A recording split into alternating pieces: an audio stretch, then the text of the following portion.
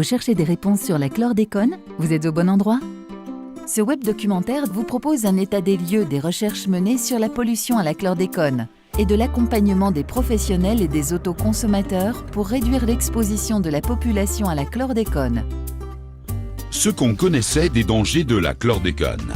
La molécule chlordécone fait partie des perturbateurs endocriniens. Elle est susceptible de perturber notre fonctionnement hormonal. Elle a aussi des effets neurologiques. Elle peut donc avoir des effets néfastes sur notre santé et favoriser le développement de certaines pathologies. La consommation régulière d'aliments contaminés favorise l'accumulation de la molécule, particulièrement dans le foie. Si la dose ingérée est constante, la contamination corporelle augmente lentement au cours des années. Si l'exposition à la chlordécone est réduite, voire stoppée, la contamination baisse alors de façon significative en diminuant de moitié tous les 6 mois. Les effets constatés par les études épidémiologiques sont différents selon le sexe des personnes touchées.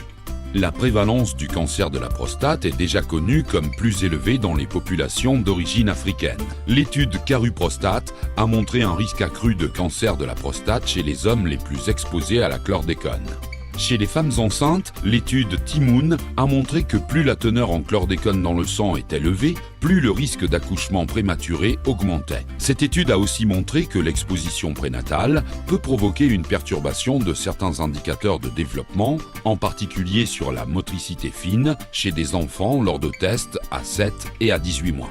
Compte tenu des risques avérés et des conséquences d'une exposition longue, même à faible dose, toute réduction de l'exposition à la chlordécone ne peut être que bénéfique pour la santé de tous. Alors, que peut-on faire ? La chlordécone ne s'accumule dans notre organisme que par notre alimentation. Il suffit donc de consommer des produits contrôlés et varier nos sources d'approvisionnement. Des mesures de prévention à la production ont été mises en œuvre et des valeurs limites réglementaires ont été définies afin de réduire l'exposition à la chlordécone via les eaux d'alimentation, les produits de l'agriculture, les produits d'élevage et les produits de la pêche.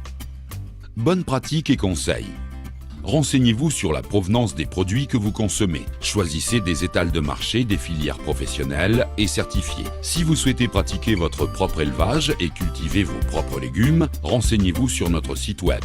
Variez vos sources d'approvisionnement. N'hésitez pas à vous rapprocher de votre médecin. Conseil à appliquer d'autant plus pendant la grossesse et la petite enfance. Pour en savoir plus encore sur la chlordécone, restez connectés. Pour répondre à toutes vos questions, cliquez sur le chapitre suivant.